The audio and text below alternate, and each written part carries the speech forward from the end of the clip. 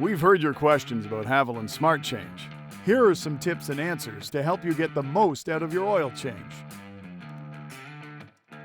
To set the spout, start by tearing the top tab cleanly along the perforation line.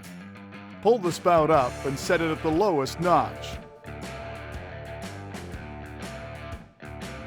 Next, remove the cap and hold the base as you pull the tab to open. When it's time to pour, hold the box in a way that's most comfortable for you.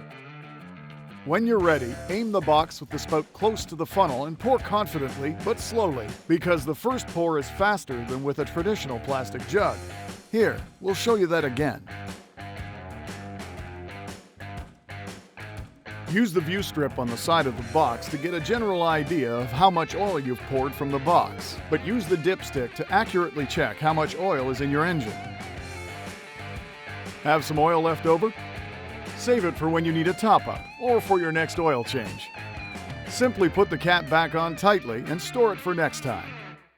For more tips and answers to your questions, visit HavolineSmartChange.com.